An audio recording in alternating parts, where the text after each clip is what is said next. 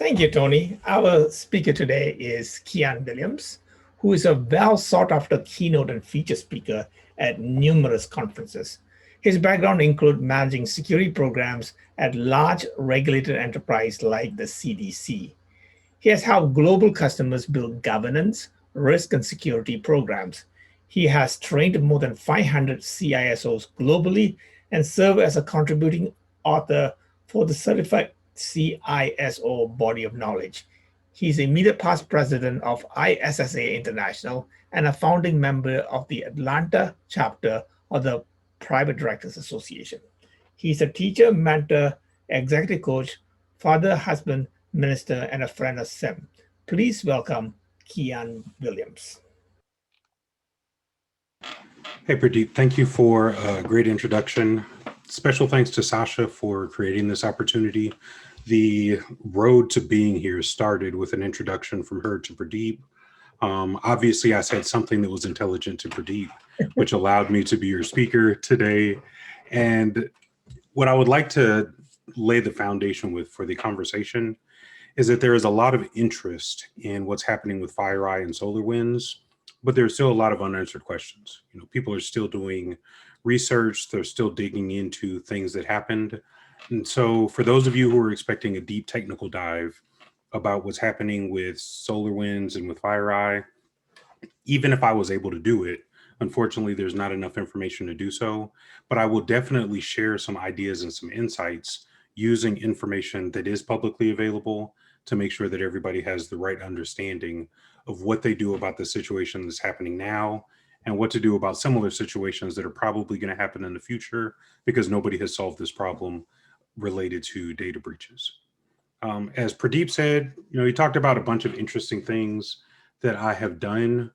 None of those things are particularly important beyond the fact that they just highlight that I am a credible witness for this case, that I do know a couple of things about how this works in reality. And I think the most important thing is the business perspective that I'm trying to incorporate into the presentation comes from me being a board president in the past.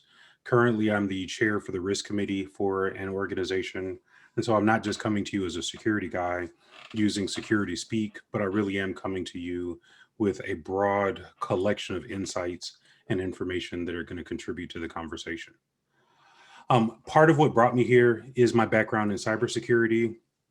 And so one of the things that's important is just to think about what's the first thing that comes to mind when you hear cybersecurity. People are excited about it and it's on the top of everybody's mind, even at the regulatory perspective. When you look at the regulators who are directing the FTC and the SEC, they're even getting very excited about the idea that all boards should have cybersecurity expertise, or the board should have access to that expertise. But one of the challenges that you run into when you're talking about cybersecurity is that everybody has an interesting and crazy idea about what we're talking about and what we're dealing with. If you look at television, whether it's movies, sitcoms, dramas, or even in commercials, cybersecurity people are always represented by a person in a hoodie. If you think about some of the imagery, I did a search on Google before this session, just looking at the images that people use to represent cybersecurity. And most of the images have a keypad or a lock or some other very simple, basic item that is supposed to represent a broad and diverse profession that covers all kinds of things, from social engineering to technical controls to governance to risk management and a whole host of other expertise. It is impossible to boil all of that down to a padlock or a lock and a key that's supposed to open some kind of door and say that you solve the problem if you manage the keys properly. For people who are more on the professional side of the industry, kind of thinking about CEOs and CIOs and people who were part of the risk committees in your organization, if I polled 100 people in those roles, most people are going to think about the catalogs of controls, whether it's looking at COBIT, and we talk about a system of internal control, or we talk about your frameworks that provide controls like ISO 27000 or the NIST cybersecurity framework. A lot of people who are professionals in the industry still boil security down to things that don't represent the entire scope or the entire context. They're just thinking about the controls that they have to deal with on a daily basis. And then from there, you start getting into other minor nuances where you can think about your list of favorite compliance requirements. If my organization is dealing with credit cards, then I have to worry about PCI DSS. If we have customers in California, CCPA is a problem, and then we have security controls that are implemented to satisfy our privacy requirements. And if I'm really lucky and we have customers from Europe, then the general data protection regulation starts to drive our initiatives, the objectives in the organization, and the things that we do to allow us to be able to operate. Worst case scenario, the only thing that people think about when they hear about cybersecurity is that letter that they got for the last data breach that they were involved in, or the incident that was reported in the news, because that's all people talk about within the profession. If we start getting into what is cybersecurity really and why it matters, fundamentally, cybersecurity is describing the protection of computer systems and networks and everything that supports business communications from theft or damage, from failures in hardware and software, problems with electronic data, as well as any form of disruption or misdirection of services that they provide. It is from there that you start getting into the very simple, basic model of cybersecurity that focuses on confidentiality, integrity, and availability. The goal of my conversation today is to focus on one aspect of cybersecurity that is often overlooked, and that's the business context.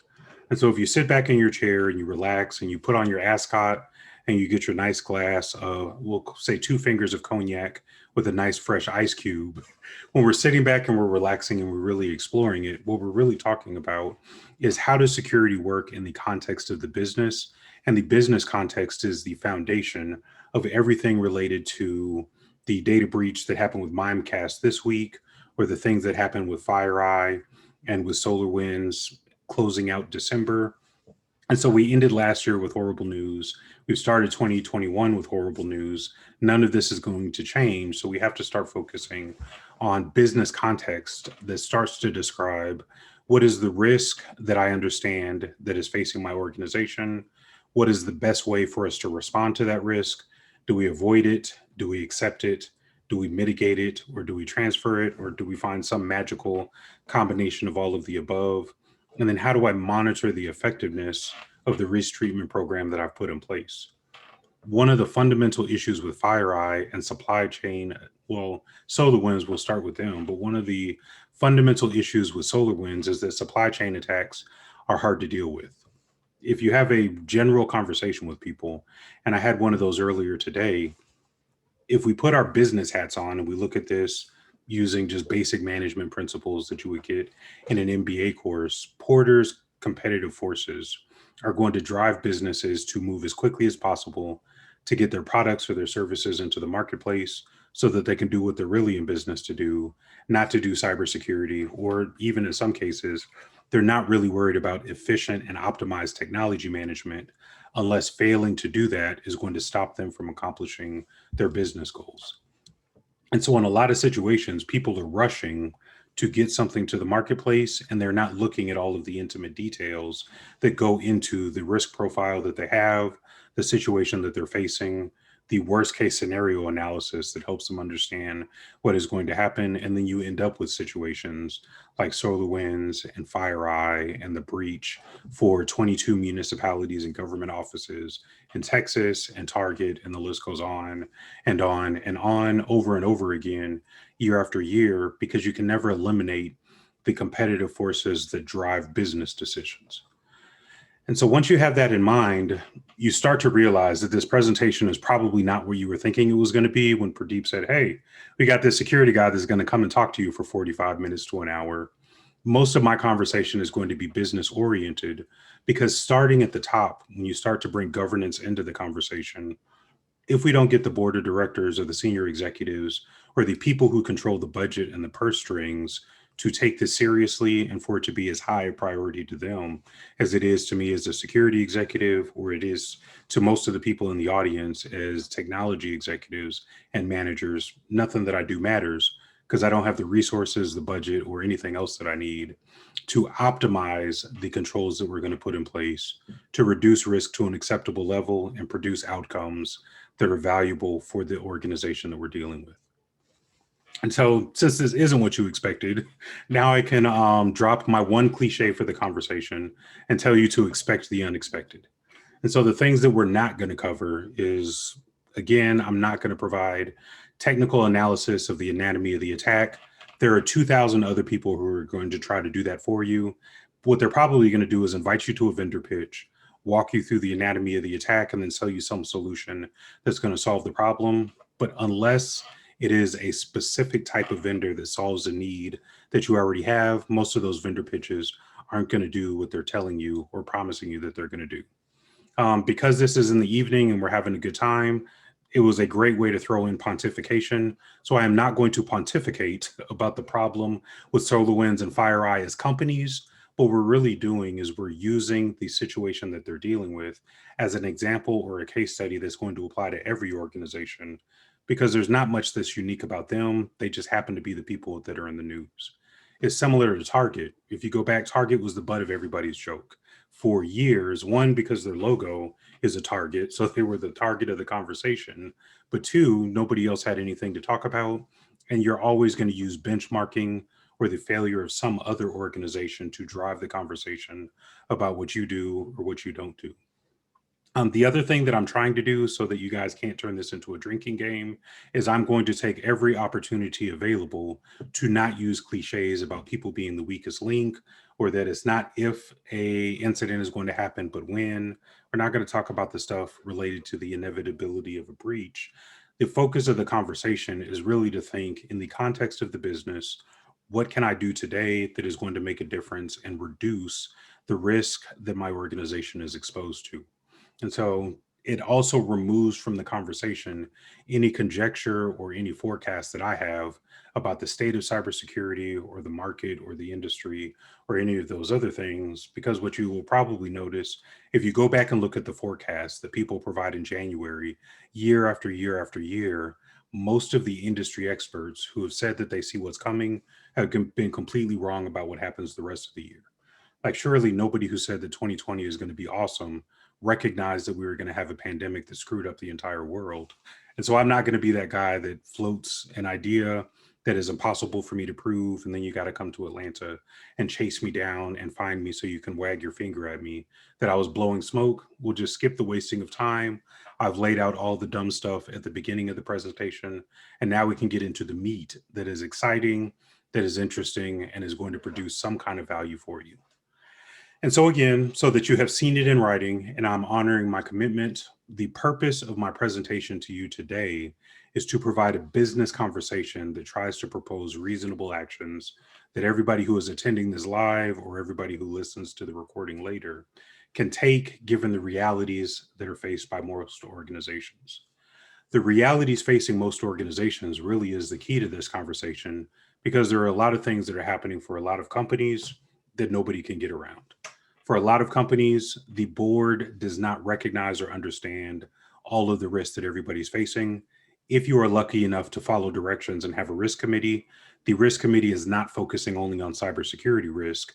In most situations where you have regulated industries that have a chief risk officer, cybersecurity risk at best is going to be 5 on the list of the top 10 most important items. Most often it's at a 7 or an 8, because operations, sales, compliance, regulatory requirements, contractual obligations, and honoring all of those commitments, if they are not taken care of, we don't have a business that is going to have to worry about cybersecurity.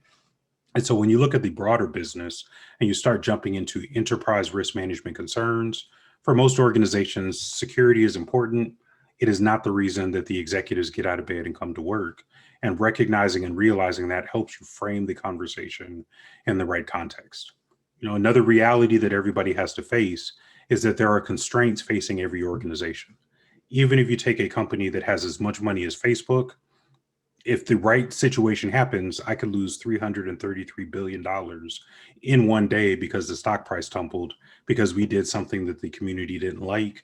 And so money isn't even an unlimited resource for the richest organizations. And so time, headcount, human capital, contractors versus full-time employees, and the amounts of financial resources that you have available are all going to influence how much do you reasonably spend on the security program that you have in place to prevent the data breach or the incident or the supply chain attack or anything else from happening. And so when we start to look at written down realities that are prepared for this conversation, there are 5 that we really have to think about. And the answer to these questions starts to point us in a direction that's going to allow us to start thinking about how we solve the problem. And so reality number 1, FireEye and SolarWinds are not the first companies to ever deal with the problem that everybody's talking about. And so if we jump into the Wayback Machine and you go with me back to the past instead of back to the future, there I was. It was late 2013, and from mid-November to mid-December, hackers gained access to millions of people's credit card data and personal information through channels related to Target's point of sale system and their HVAC vendor. The result of the attack, I wasn't at Target. Again, I'm not throwing them under the bus, but they start the conversation about vendor risk management and security operations and incident response in a very large organization that has a complex internal technology environment that's distributed geographically over many places, which put very simply is just stupid hard to monitor. And it almost requires that you need help, third-party partners. And now I have third parties monitoring the third parties who are generating risk to my organization. And so if you go back and look at all of the case studies and all of the data that was provided, as the attack began, there were several points in the analysis when you look at the entire scope of the cyber attack that they faced, where they could have stopped the attack.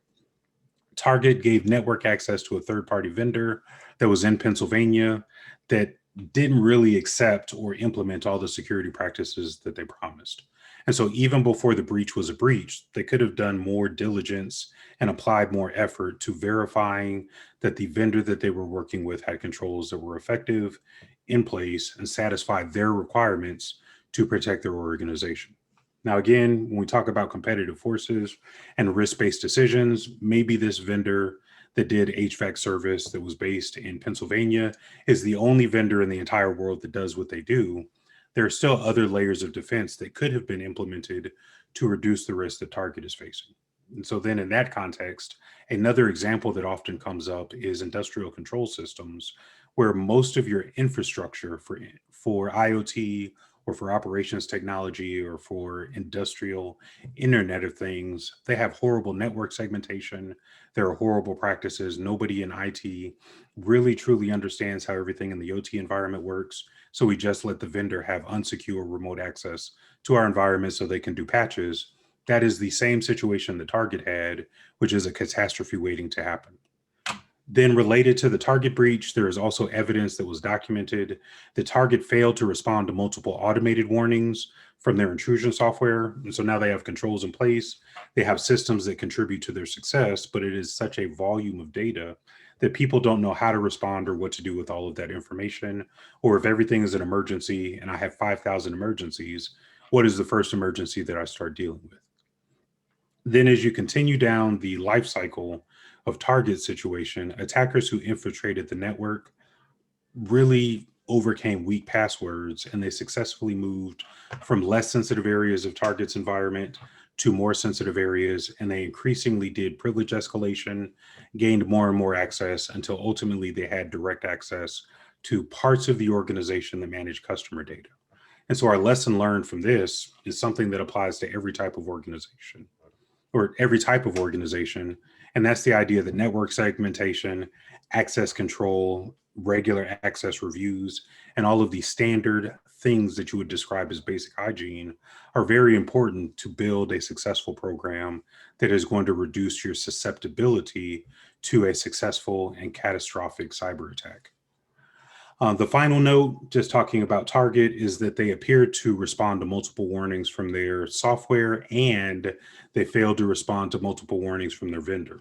And so when you combine all of that together, where we didn't do diligence in the assessment of the vendor, we didn't respond to our own tools that were installed, we didn't respond properly to the alerts that were provided by our managed service provider, and then we also did not have good practices in place for our internal segmentation. Every company that follows this type of model is going to be subject to the same type of attack that affected Target in the past, that affected FireEye, and SolarWinds more recently. And just within the last couple of days, it is probably a similar story for Mimecast, because the analysis that I've seen so far is that the same malware that was used in SolarWinds is a derivative of what was used in Mimecast. Now, obviously, I'm not part of the incident response team that's dealing with either one of these situations, but there are a lot of similarities when you break down the approach that was used. And my focus is in the failure and controls. And so if you fast forward 6 years from 2013, when we were dealing with Target, people have all kinds of lessons to learn. Target has been the butt of everybody's joke for years and years and years. They still come up in examples. I'm using them in this discussion. And doggone it, if in 2019, 22 municipalities in the state of Texas were all compromised in the same manner from the same vendor, again, because it's a supply chain attack. In this case, it's not that the software distribution model was poisoned so that we're uploading malicious code when we're doing updates. It's that the managed service provider had weak security controls in place, and the MSP had a direct connection to all of these municipalities. So everybody who was a customer of the compromised MSP becomes a victim of the attackers who compromised the service provider. And so the Texas Chief Information Security Officer has to jump into the situation, and immediately the lessons learned from that situation were fivefold. One, only allow authentication to remote access software from inside the provider's network. The direction that you are initiating the connection is going to matter. In every case possible, use two-factor or multi-factor authentication, configure your VPNs correctly, use VPN rather than remote desktop protocols, pay attention to inbound and outbound traffic, because a lot of that is used for command and control and distributing the malicious code. And so we can block traffic from Tor exit nodes because our company probably doesn't use the onion router for communication, or our organization probably is not using network connections to pastebin to satisfy legitimate business purposes. And then using endpoint detection makes a lot of sense, because most of the incidents that happen within a lot of organizations start with a user clicked on a link in a malicious email. And so if we focus on email security and we focus on endpoint protection, that is going to reduce a lot of the attack surface that we're dealing with. Reality too is that few organizations invest the time and the energy that's required to produce resilient and trustworthy systems. Because I'm no longer a CISO, and right now I'm in the role of consultant, I see all kinds of interesting things in interesting places.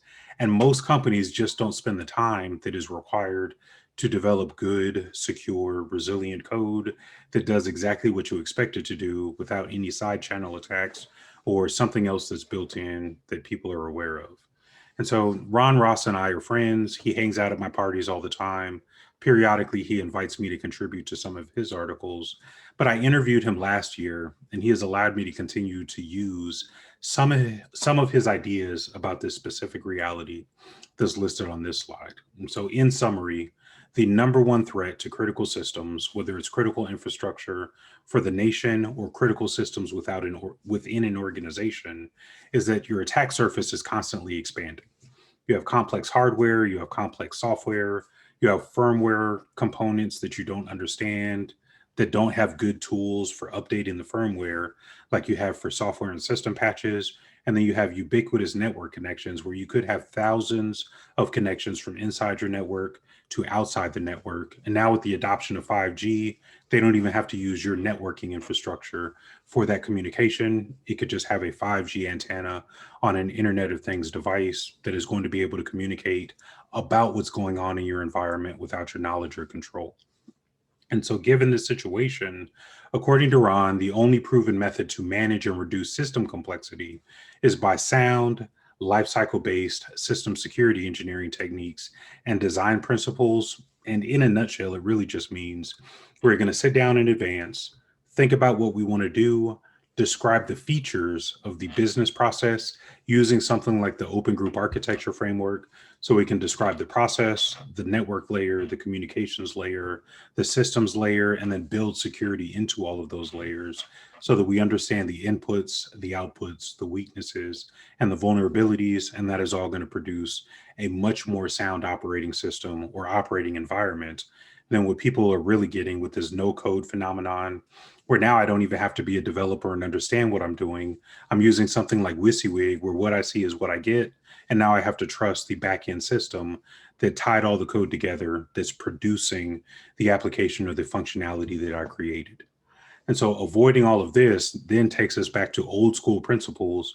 When I still had an afro and before I had a gray beard, we used to talk about having least functionality and least privilege, and we integrated that into everything. Now, obviously, my opinion is biased because I was in the Army and I worked for the Department of Defense and I worked for the federal government. But those good foundational approaches reduced the number of vulnerabilities and successful attacks and other incidents that organizations encountered. People aren't paying any attention to that anymore. So as people pay less attention to good security engineering, you have more incidents where people are having problems. Case in point, I wrote a note in my slide notes just about one example. Again, as a consultant, I encounter a lot of things in a lot of places. And I have one project that I've been working on recently where there is a software as a service organization. The developers are in India, fabulous development team, very technically proficient. Nobody has thought about security. And so they have been developing an application for 12 to 18 months, and there are no security requirements other than basic things that are going to enforce intellectual property protection, not the protection of data. And so the most important driver for this organization is not having their custom code stolen by industrial espionage, because then it's going to allow their competitors to get to market faster, or their competitors that have more resources than them are going to be able to produce what they've been designing before they have the opportunity to release it to the marketplace. And so the application is beautiful. It is clean, it is neat, it is slick, it is sexy, it is also woefully insecure.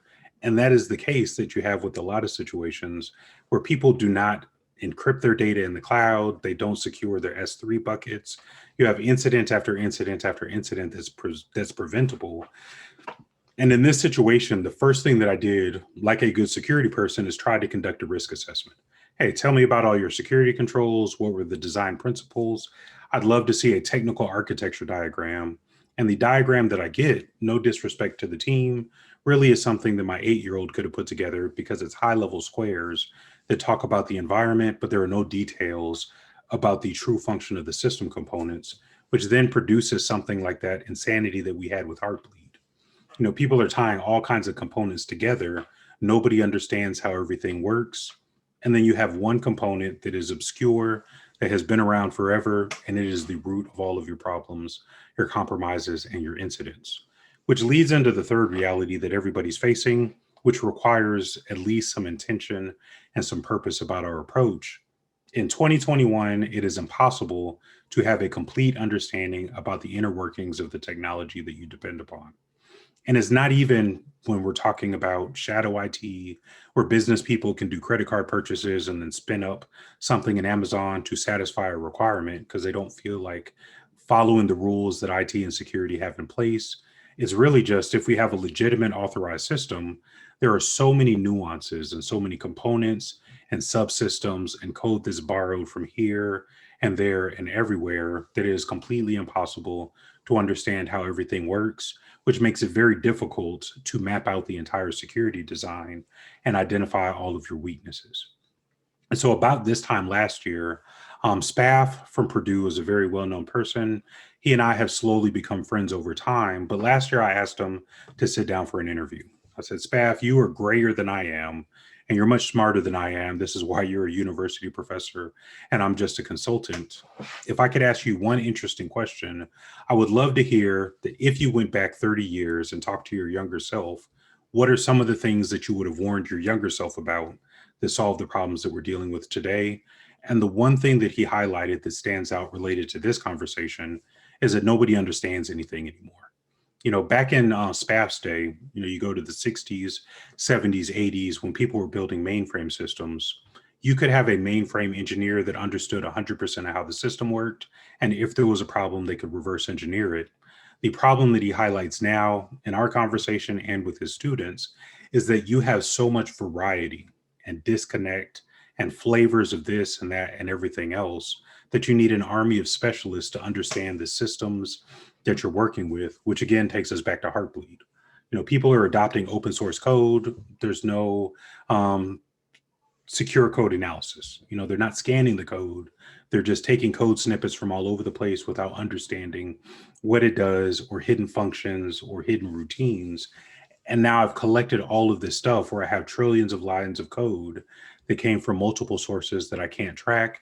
And now we're back at the supply chain attacks that we were talking about to begin with. Another reality that we have to deal with is that the primary driver for most security programs is compliance. And so I promised that I wouldn't do any cliches. I think it is crazy to say that compliance doesn't equal security. But if you move away from the cliche and jump into the meat of the problem, the issue with compliance is that the goal of compliance is to conform to a set of rules that define the minimum standard. There are security outcomes that happen when you do compliance, but compliance doesn't consider the business goals and objectives of a specific organization. They're looking at the bare minimum that everybody in that organization has to meet. The people that come up with the compliance requirements don't consider the business strategy, the requirements for execution, the budget that is necessary to satisfy all of those requirements in PCI DSS, or all of the requirements in HIPAA, or all of the requirements in GDPR. And GDPR has 99 articles. And so they said, hey, these 99 articles describe everything that we want to see. But some companies that are subject to the regulation just don't have the budget or the resources to satisfy the requirements. So they ignore it. They wait until they have a breach. And then the 2% fine, or 4% if it's gross negligence, costs much less than the preventive measures that they would have put in place to satisfy all the regulatory requirements. And so if you start with compliance as the foundation for security, you're always going to end up in a place that doesn't really satisfy your requirements. You're just checking boxes. And so if you look at the history of data breaches and pick any year or any period of years, more records have been exposed than people who exist on planet Earth. And most of those companies that were subject to the exposure were complying with the compliance requirements for their industry. And so Target, PCI compliant. Equifax, my hometown company that was in the news for bad reasons, PCI compliant. Company after company after company satisfies their compliance requirements, but the goal of compliance is not to produce a secure, trustworthy, business-aligned environment. And the case in point that highlights this is that earlier this week, I had the honor of providing a presentation to the Cyber Resilience Committee for the Capital Markets Authority in Saudi Arabia. So CMA is the regulator for all of the capital markets organizations in Saudi Arabia. They work in partnership with the Saudi stock exchange called Tadawul. And between Tadawul and CMA, they have a collection of requirements. And so I give them my speech about, hey, compliance is stupid. It's the bare minimum. People need to do more. And everybody on the phone in the room is shaking their head. Yes, I agree with you. And if the regulators agree with the guy that gives a presentation that says compliance is not solving your problems, it is an indication that this is a factual statement. And we have to really think and be intentional about what is necessary for us to prevent our companies from being part of the same story that we're telling today for Mimecast, for FireEye, and for SolarWinds. Another problem, I know that most of my audience is technology managers and executives. And so because the audience is not cybersecurity people, I get to pick on cybersecurity people. And if we're being completely honest, most cybersecurity people have no idea about what they're doing outside the bubble of cybersecurity. Now, granted, cybersecurity people are super smart. I've studied all kinds of books and read all kinds of things, and all 650 controls from the NIST special publication 800-53, revision 5, I could explain it to a kindergartner, but unless I can apply all of that information in the context of the business, it doesn't really matter. And so when you think about conversations that happen at security-only events, where everybody is in the same echo chamber and we're preaching to the choir, the most attended CISO and security executive events focused on soft skills, speaking the language of the business, relating and communicating with the board, and how do you gather and report on metrics that describe the value of all of the things that you're doing. And so you have this collection of people who are integral to the success of the organization, that really never receive any training about communicating to the organization. If you go and look at the NSA certified centers of excellence in higher learning for cybersecurity, none of those NSA certified programs, or very few of them, to my knowledge, have anything in the program at a master's level that talks about strategic planning or capital budgeting or statistical analysis when you have trillions of events and you have to use standard deviation to say what's normal and what's within the boundary, and then what happens when things are one or two deviations deviations away from the mean, or how are we measuring the volatility of that source of data depending on the height of the bell curve. That statistical analysis is great for statisticians. It's also extremely valuable for security people who are dealing with trillions of incidents and trillions of events, but people don't learn how to manage the data. Everybody is learning how to use tools and look at a dashboard and look at an interface, but they don't understand how the results were produced. The same gaps are missing in business communication, non-security risk management practices like enterprise risk management and project risk management, and just basic things like metrics and performance management that is highlighted in COBIT, but is completely missing from other frameworks that security people are primarily using. And so this is something that I experienced. So I'm not just throwing security people under the bus. It's just an issue in this part of the industry where education and certifications don't cover things that are going to allow you to do your day job and then go to the board and provide a competent presentation in the context that the board is going to respond to and understand. And the biggest missing skill is just relationships. In a lot of cases, CISOs have decided that they're going to have an adversarial relationship with the CIO because they want more power or they want more influence, and they have no idea what to do with that. In the best case scenario that I've experienced, when I was a CISO, the CIO and I went to Starbucks, sat down, had a cup of coffee, and said, "This is stupid." And agreeing that this is stupid was the beginning of a decision that because the CIO was an expert in technology management, the CIO was going to get all the budget, all of the headcount, all of the resources to do everything related to technology. Because I'm an expert in risk management, the entire role of the security practice within that organization went from trying to manage technology and performing a service that the CIO was already doing competently to only focusing on risk assessment, risk analysis, risk modeling, and then tracking risk treatment. And now we have a happy symbiotic relationship. We are in the proper swim lanes. We don't have any overlapping services. And now we're just supporting each other for the benefit of the organization that we are both in. It is very rare, if you polled 1,000 CISOs, that people would have that same experience, but removing overlapping and competing priorities from the equation allows security and IT to work together to support the business rather than working against each other, having a pissing contest and trying to see who's going to get the most resources to do the most so that they can be elevated and satisfy all of their Maslow's hierarchy of needs. Where now, instead of focusing on the business, I'm focusing on my esteem and the pride and everything else that I have within myself, rather than the needs and the objectives of the organization. My final reality before we start moving into solutions, because again, my goal was not to depress everybody to pieces, but was just to be honest and transparent about the problems that we have to deal with. Most organizations don't have the capability to manage their controls. And so when you start talking about controls and control catalogs, we have 20 controls in the critical information in the Center for Internet Security, critical security controls. They call them top 20, is really 100, but we'll just say 20 to keep the math easy. When you get into all the little nuances for each of the 20 controls, you have sub-controls that all have to be implemented. ISO 27002 is worse. The NIST cybersecurity framework gets even worse. If you have the pleasure of being subject to the cyber maturity model certification because you are working with the Department of Defense, you are going to have a whole lot of tracking to do.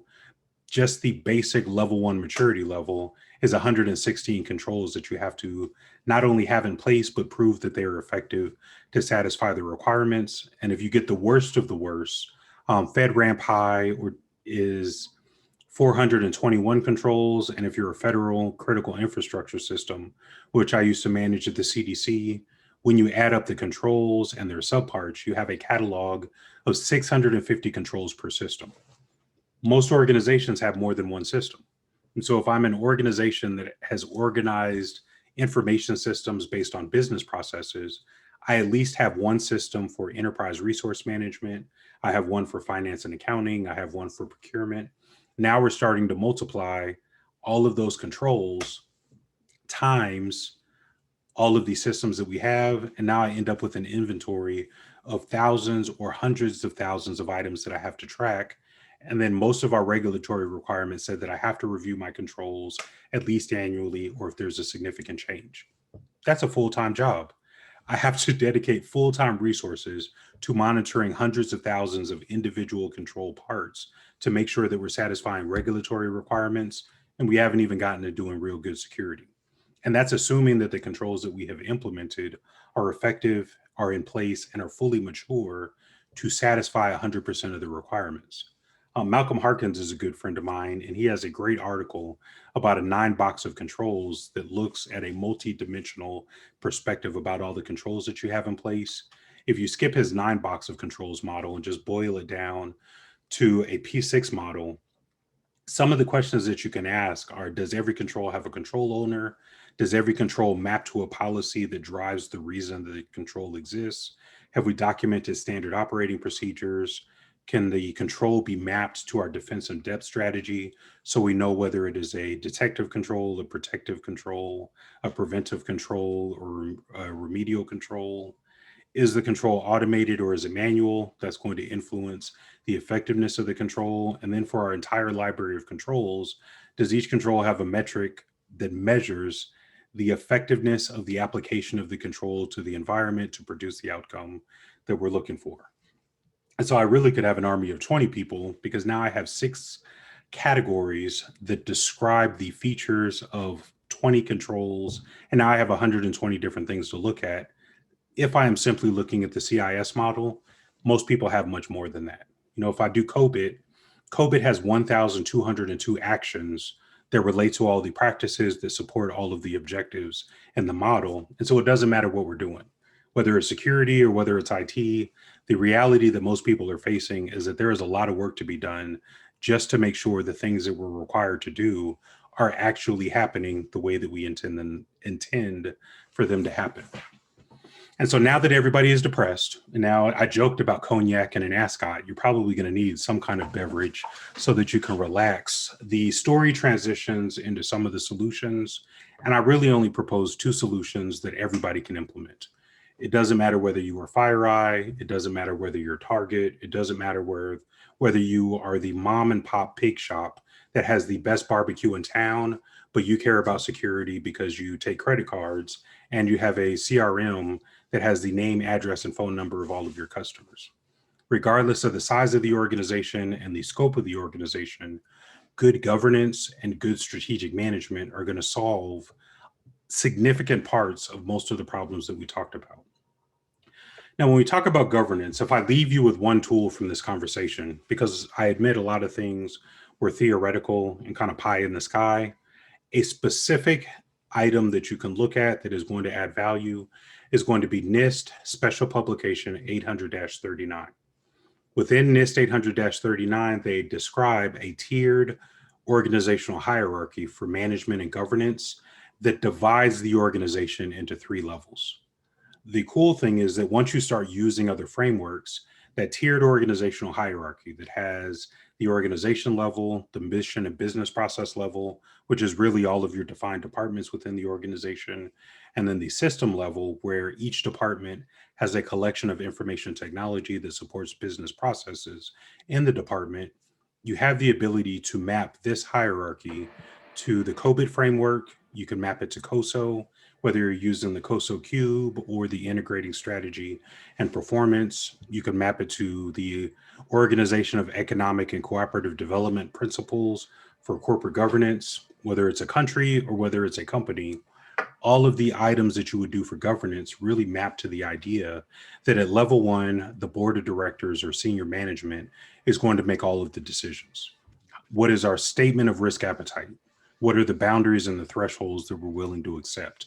How far are we willing to go to achieve the outcomes that we want? Are we willing to throw security to the side to achieve a business objective? And if the answer is yes, are we willing to hold the executives and the board accountable for that crazy idea? Should happen at the organizational level so that everything that comes after that is going to be a decision based on what the board or the executive leadership said. At tier two, you're just taking what was defined by the board and the corporate executives and applying that in your department. If I'm IT is going to execute the plan that was provided by the board. If I'm security, security is executing. If I'm sales and marketing is executing. Every department, when you get to level two, should take as input the decisions that were at the board level and start to implement them within their part of the organization. It's also going to make the directors of those departments responsible. And if they have responsibilities and accountabilities for the security process and for the IT management process and for the IT governance process, they're going to pay more attention and they're going to stop saying, well, I don't have to worry about this because the CIO owns all of the technology. Or I don't have to worry about the controls because the CISO owns all of the security. Adopting this model starts to distribute the responsibilities and assign them where they should exist to make the most sense. And then when you get down to the system level, it's just a matter of holding that department director accountable for providing the budget and resources to make sure that all of the systems in their department are satisfying the risk management requirements, the IT governance requirements, the operational requirements, and everything else. Once you have your governance process in place, then you can start doing strategic planning. With strategic planning, it really is as simple as saying, where are we going? How are we getting there? And how do we know that we have arrived? And answering those three questions sets us up for success. But it would be premature to start working on strategic planning if we have not established a framework for governance management within the organization. Now, the benefit of strategic planning, when we talk about FireEye and SolarWind specifically, is that there are documented indications that there was a poor strategy and that there was bad culture within the organization, and the business objective was more important than protecting tons of customers in a lot of places who are using the products. And so again, I don't have enough information to go into the specific details, but the cool thing about strategic planning is that the plan that is produced is often going to be a reflection of the governance structure, the leadership style, the culture of the organization, the complexion and the complexity of the environment, and the expertise of the planners. And so if you take care of governance first, now I can start thinking about long-term and short-term goals, the resources that we need to provide to accomplish those goals, and the measurements that we use to determine that we have done what it was that we said we were going to do. If you start delving into strategic management and strategic planning, you'll find that there are multiple models.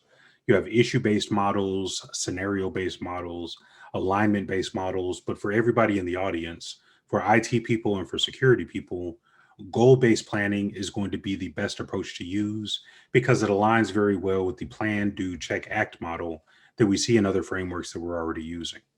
And so in the goal-based strategic planning model, the planning team is going to say, hey, what are we doing? The next phase is going to say, how are we going to do it? What resources are required?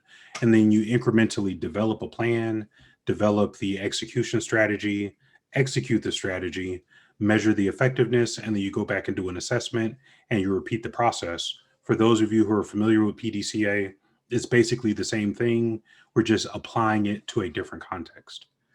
Once all of this is in place, you now have the opportunity to start getting really fancy. And what I have for you to close the conversation is just a visual representation of something that I am personally using and developing and modifying and refining so that when I go to board meetings, I can talk about a picture instead of attacking people with 22 slides in 15 minutes. And so if we look at the picture, what you see is the visual representation of all the things that I talked about. If we want to stop the data breaches and the attacks and all the other things, we can't completely eliminate them, but we can reduce them drastically by building a good framework for governance, making sure that everybody in the company is involved in the process. And then if you imagine in your mind that tiered organizational hierarchy from NIST, this is really the mapping that says, how do you execute it? And so we're going to start with understanding the business, the drivers, why we want to do things, which starts to describe how we're going to realize our benefits, how we're going to optimize our resources. All of that is going to help describe the risks that the organization is facing.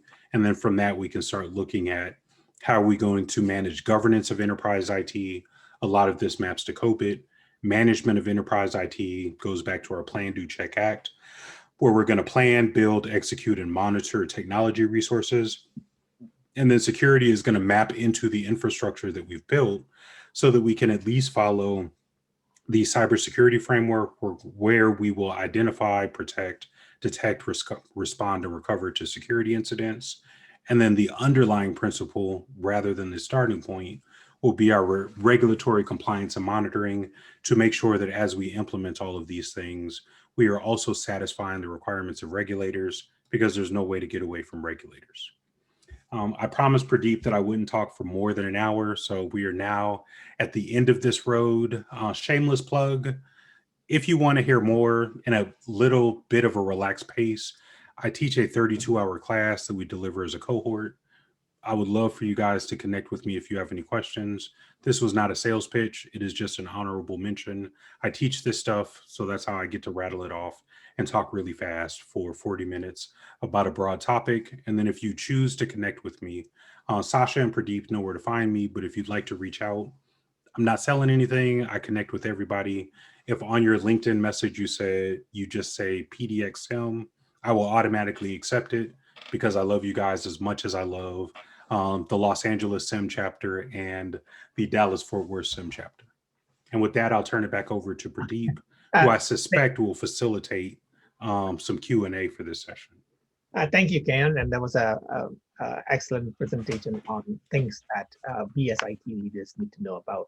At this point, I'm going to open to the floor for questions. So if you can unmute your microphone, and the floor is yours. Any questions? Some volunteers for the first. Yeah, and if there are no questions, I often blow people's minds. And so if I have talked to you into silent stupefaction, it is okay. It happens every now and then. Keyaan, you mentioned a couple of times the supply chain attack.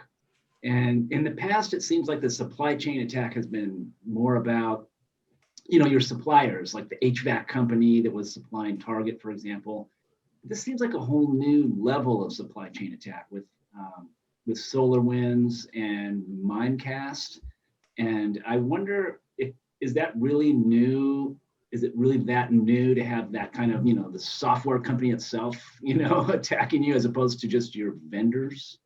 No, it goes back a little farther than that. I can't remember his name, but there is a, if you look in the ACM, and so we're getting into academic papers, supply chain attacks goes all the way back to, do I trust the compiler that I used to create the code that I'm executing? And so there's a great article where the guy talks about Reflections on Trusting Trust is the article. And that was from 1984. And that was the follow-up from some work that he did like 1978, 79, or 80. And so if you go all the way back to the early days of just computer systems, there has always been a concern on the defense side that somebody is going to inject something really early in the life cycle where I'm never going to detect it. It's kind of how you get the trusted computing platforms, where you have the chip on the computer that's doing the validation scans and making sure that things are happening as they're supposed to happen. What we see with SolarWinds, and it's really SolarWinds more than FireEye, and so I think SolarWinds and Mimecast are a better example of the supply chain attack, where they are doing something, they have a direct connection to customers, and it is through that connection that things are being uploaded that cause harm. But that has always been a concern. The methodology of delivery has changed, but the concern should have never gone anywhere, which is why supply chain risk management has been a thing for ages. If you're looking for a good resource, the National Institute of Standards and Technology has an entire project dedicated to cybersecurity supply chain risk management. So if you just Google C-SCRM, it's authoritative academic resources. No vendor stuff is mixed in there. And then you can start to build your own framework using the best practices. Awesome, thanks. Yep, my pleasure. You have another question from the crowd?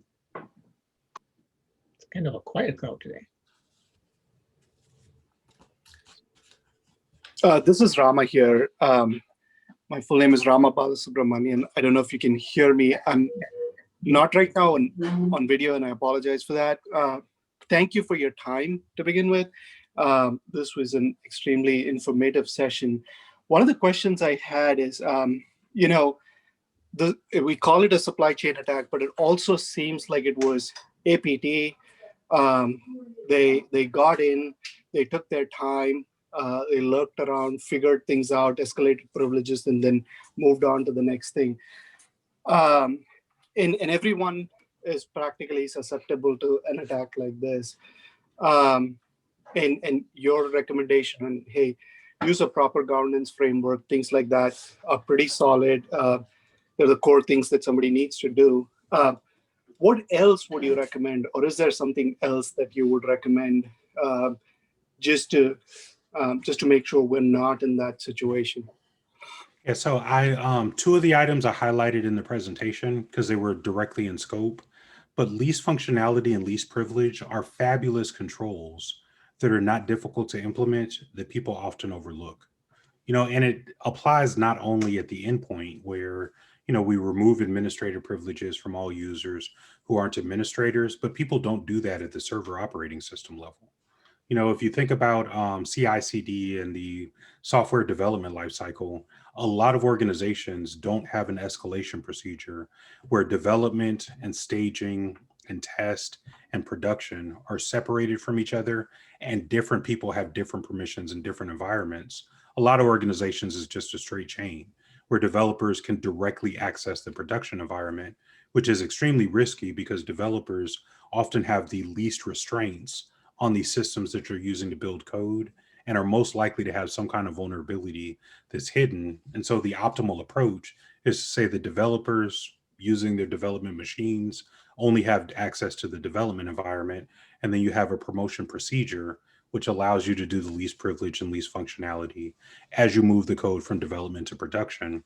And it's even possible to do that if we're doing on DevOps. You're just automating the promotion process so that the developer never has access to production. And so that is going to happen for infrastructure management. It's going to happen for development. The other thing that helps drastically is just data integrity. I'll post it in the chat because it's easier for you guys to just click on the link. But within NIST, they have a collection of things that are extremely valuable. And one of the most valuable items that they offer is a practical guide on data integrity that helps you recover from ransomware and other destructive events. Now, you imagine if I have the plan to recover from ransomware, I can reverse engineer that plan and reduce my susceptibility to ransomware. And there are all kinds of other tools that add to that again are academic and vendor neutral. And so there is the threat analysis and remediation assessment, or threat assessment and remediation analysis is a product from MITRE that they call Terra. But within Terra, they force you to do susceptibility analysis and remediation analysis. And so that we're not just looking at, they have a MITRE hack framework and it's awesome, but it's really more a focus on what is the effectiveness of the controls that I have in place and how susceptible is my organization to a successful attack, given the controls that we've implemented, which drives the remediation to stop the APT from sitting around for 9 months and never being detected. And so if you combine the Terra process from MITRE, which predates the attack framework, with the practical guide from NIST for recovering from ransomware and other destructive events, you really can just focus on things that are most important.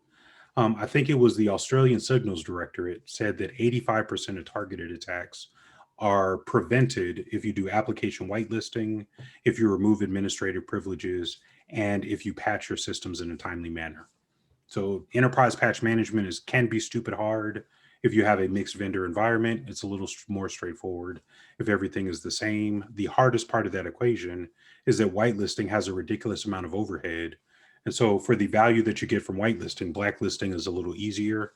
And so finding the balance in all of those areas where I'm whitelisting or blacklisting based on our risk profiles and our resources. I'm removing privileges where they're not necessary so that I have least privilege and least functionality. And then I follow a practical guide for responding or in recovering to ransomware and other destructive events. It now gives you a framework for building a security program that isn't starting with compliance, it's starting with best practices that make the most sense and are going to be the most economic application of limited resources. Thank you. That was a great response. Thank you. Appreciate it. Just if I may ask one more add-on question to that, what are your thoughts on the NIST zero trust architecture, and how does that fit in this context? Zero trust is sexy and it is fun. Implementing it in reality is going to require re-architecture of most people's environments because most people didn't set their environment up for zero trust in the beginning. When I was at the CDC, we actually had something that was called a secure data network, but that was back in like 2007, 2008, and it was way before what NIST describes, but it produced the same outcome. Every connection between two systems that were not part of the same defined IT system had to do certificate-based authentication. And if you didn't have a valid certificate, you couldn't communicate. So it was impossible for unauthorized communication to happen inside that environment. Now, the challenge with that, most companies have not implemented certificate-based public key infrastructure authentication for all their system-to-system connections. A lot of organizations aren't using the IEEE 802.1x for media access control properly or fully implementing it. There's a lot of infrastructure that has to be implemented and designed properly for zero trust to work. And then you have to decide, what are you going to do? Like building a full hierarchical trust model with public key infrastructure is not the easiest thing that ever happened. And it also requires a lot of resources if you're going to do it properly, because you got to get the certificates, you have to have the certificate authority, all the sub authorities in the hierarchy. And we're just talking about inside the organizational environment.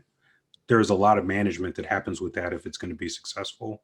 And so where I am a super fan of the zero trust model, implementation is not as easy as vendors and other people try to make it sound.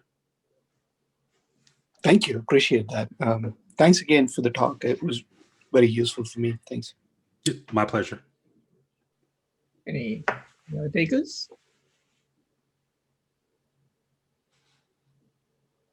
So for the people who did ask questions, I appreciate you giving me the opportunity to show off and talk about things that were not in the slide. And so as your speaker, I just want to say that it truly has been a pleasure to hang out with you guys and to share a little bit of the knowledge that I've gained in my travels. So Pradeep, I'll just say something really quick. This is Sasha. Often, Keyaan clearly is a wealth of knowledge. He's actually spoken at a couple of events for me. He does a great job facilitating. The one thing I will say is he's also extremely responsive. So if something pops up that you have not thought about on this call, just reach out to him. He does literally work almost all hours of the day. So, and he's very passionate about this topic and really helping educate people. And I think that's really the difference. A lot of his work has to do around education. So definitely reach out to him if a question pops up later on. He's, like he said, he's not a sales guy. He really is an educator, enjoys that part and that aspect of his job, and is a wonderful resource. Thanks, Keyaan, for giving us some of your time, especially this late. Yeah, my pleasure. I don't clock off until midnight, so I still got a couple more working hours. Do we have any more questions? Going once, twice, three times? Yeah, thank you very much, Keyaan, again, on behalf of SIM Portland for entertaining us with your, insightful thoughts about cybersecurity. And as Tony has alluded, at this time, you guys can stay on. This is an open session. You can open your mics and start talking if you wish to, and have a very good evening.